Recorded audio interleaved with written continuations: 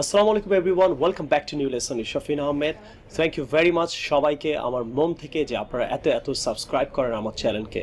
অবশ্যই আপনাদের হয়তো ভালো লাগে এবং আমি রিকোয়েস্ট করব আপনার যেহেতু ভালো লাগে, পৃথিবীর সবার জন্য ভালো লাগে, আপনি এমন কিছু করেন, আপনি প্রতিটা মানুষকে, প্রতিটা ফেসবুকে আপনি এই চ্যানেলটা শেয়ার করেন যাতে বাংলাদেশের প্রতিটা মানুষ ইংরেজি শিখতে পারে।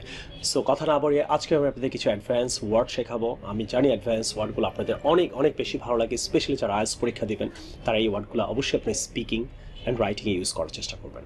So let's get started. So first যে ওয়ার্ডটা আমি এই করবো, number one, I would say.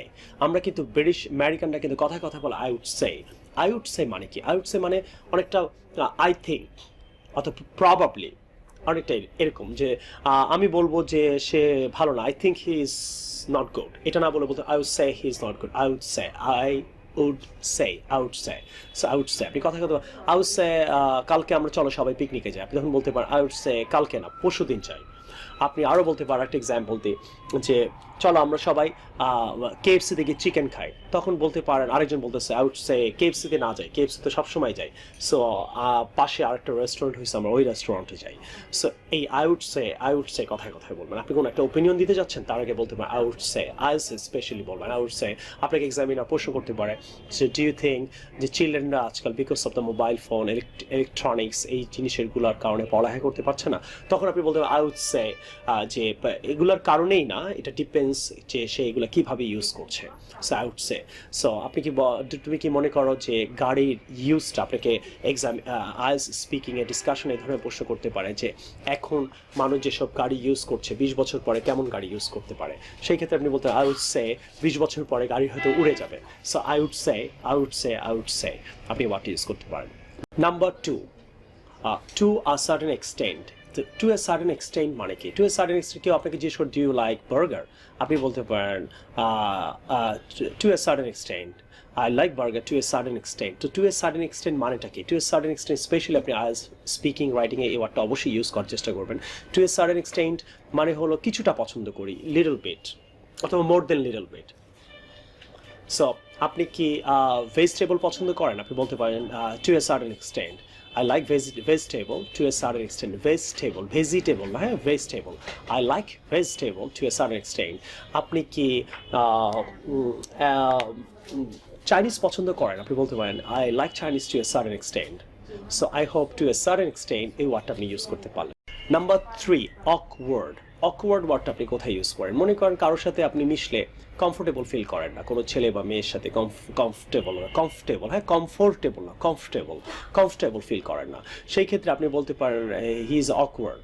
Awkward মানে কি? তার সাথে কথা বললে অথবা মিশলে অথবা উঠলে বসলে খাওয়া দাওয়া করতে সো আপনি একটু মানে কমফোর্টেবল ফিল করেন না, একটু রিল্যাক্স বা ইজি ফিল করেন না, সেই ক্ষেত্রে বলতে পারেন অকওয়ার্ড। সো কোনো প্লেস এটা হতে পারে, বলতে পারেন this place is awkward, so I don't like her because she is awkward.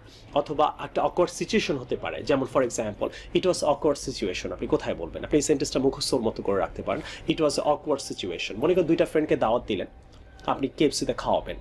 কেএফসিটা use করি সবসময় যাতে সবাই চিনতে পারেন, কিন্তু সে 20টা ফ্রেন্ডকে নিয়ে আসলো, কিন্তু 20টা ফ্রেন্ডের টাকা তো আপনি নিয়ে যান নাই, তারপরে বলতেন ইট ওয়াজ অকওয়ার্ড। সো আপনি এই ক্ষেত্রেও কিন্তু অকওয়ার্ড ইউজ করতে পারেন।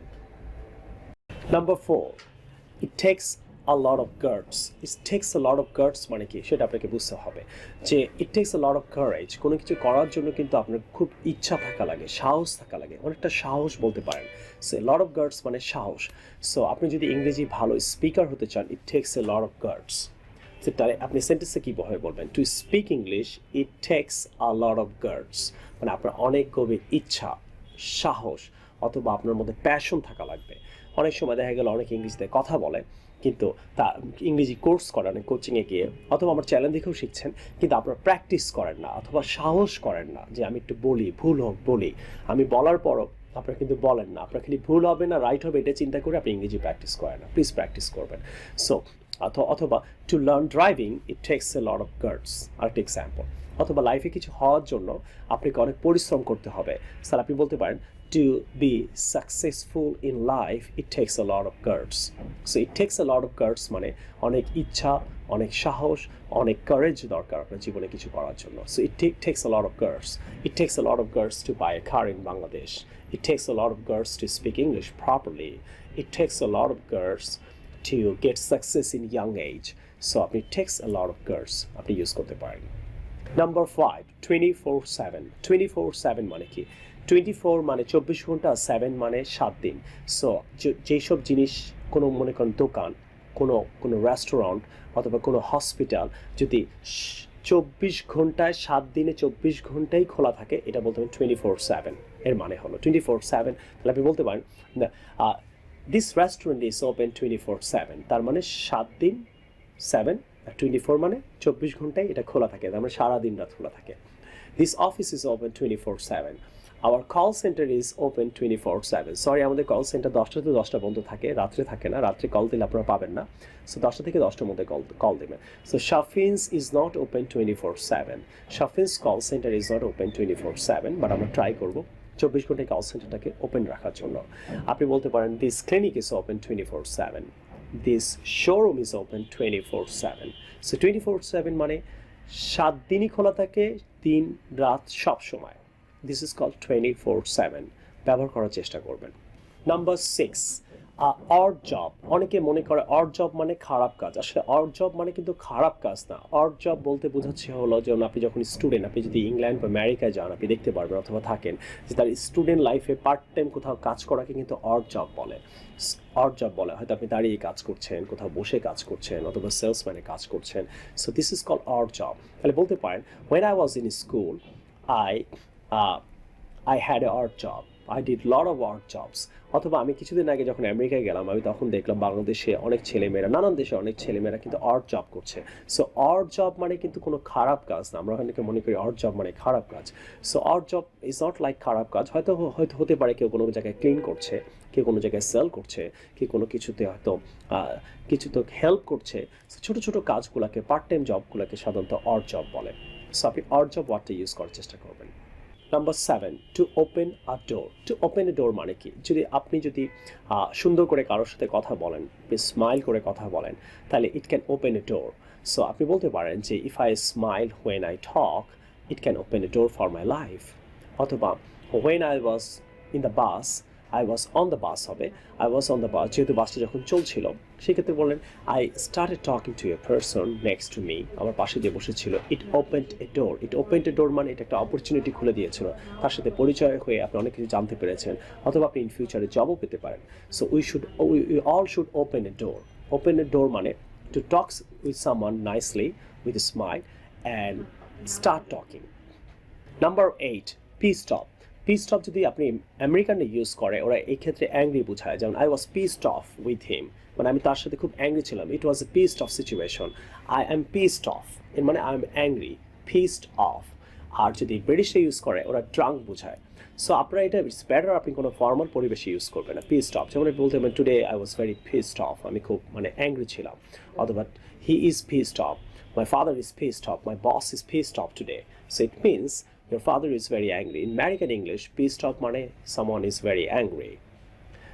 Number 9, আপনারা আমার যারা এই দুইটা বই এবং একটা সিডি অর্ডার করেছেন তাদের জন্য বলছি, আপনি এই ছোটো বইটা 159 পেজ নাম্বারে গেলে আপনি সেকেন্ড রতে আপনি ওয়ার্ড পাবেন। এখান থেকে আমি দুইটা ওয়ার্ড দেখেছি, এবং আরও যদি আপনারা এক্সটেন্ড আর দ্যাট মিনস অ্যাডভান্স ওয়ার্ড শিখতে চান, আপনারা এখনই ফোন করে এই দুইটা বই একটা সিডি অর্ডার করেন। 0171870870870 এই নম্বরে ফোন করে এখনই বই দুটো অর্ডার করতে পারেন। সো এখন আসেন আমরা করব ইন গুড টাইম মানে early enough. So in good time মানে কি? ইন গুড টাইম মানে আর্লি এনাফ। যেমন she came in good time, সে অনেক আগে এসে পড়েছিল, ইন গুড টাইম। অথবা ইন গুড টাইম মানে সবাই ভালো সময় আপনার সাথে থাকবে, খারাপ সময় থাকবে না। So everybody is with me in good time, not in bad time, এটা ইউজ করতে পারেন। অথবা the class was 7, she came in good time. ক্লাসটা ছিল 7টায়, কিন্তু সে অনেক আগে এসে পড়ছিল, তাহলে she came in good time. অথবা আপনি ইউজ করতে পারেন in the early hours. In the early hours মানে very early in the morning. So very early in the morning, তাহলে the class was at 7, she came in the early hours. In the early hours মানে সে অনেক আগে এসে পড়ছিল। So I want to be successful in the early hours, মানে আমি সময়ের আগে সাকসেস হতে চাই। So in the early hours, so I will come to you and meet you in the early hours. আপনি এইভাবে বলতে পারেন। ইন দ্য আর্লি আওয়ার্স মানে আমি আবার বলছি, বইটা সুন্দর করে লেখা very early in the morning. So in the very early in the মর্নিংয়ে যদি কোনো কিছু হয় তাহলে ইন দ্য আর্লি আওয়ার্স বলেন, she pride in the early hours, she went to the office in the early hours, specially very early in the morning, এই ক্ষেত্রে আপনি ইউজ করবেন। My mom cooked rice in the early hours, তাহলে my mom cooked rice very early in the morning, এইভাবে বলবেন না। So এই গেল in good time and in the early hours. এখানে এরকম অনেক অ্যাডভান্স ওয়ার্ড আছে, অনেক, আপনি এখানে প্রায় অনেক ওয়ার্ড, এগুলো সব আমি মুভি থেকে কালেক্ট করেছি। সো আপনি যদি মুভি দেখতে চান এখানে প্রায় অনেক অনেক ওয়ার্ড আছে, সুন্দর করে লেখা আছে। আপনারা অর্ডার করতে পারেন 2টা বই এবং একটা সিডি, এখনই অর্ডার করেন। আর আমার লেসন কেমন লাগছে আপনারা অবশ্যই অনেক অনেক কমেন্ট করবেন, শেয়ার করবেন, আর এটা ফেসবুকে শেয়ার করবেন, অনেক পেজে শেয়ার করবেন, যেমন আপনি উপকৃত হচ্ছেন সবাই উপকৃত হয়, এবং সবাই সাবস্ক্রাইব করতে ভুলবেন না। I will see you with a new lesson some other time. Take care, আল্লাহ হাফেজ, আসসালামু আলাইকুম।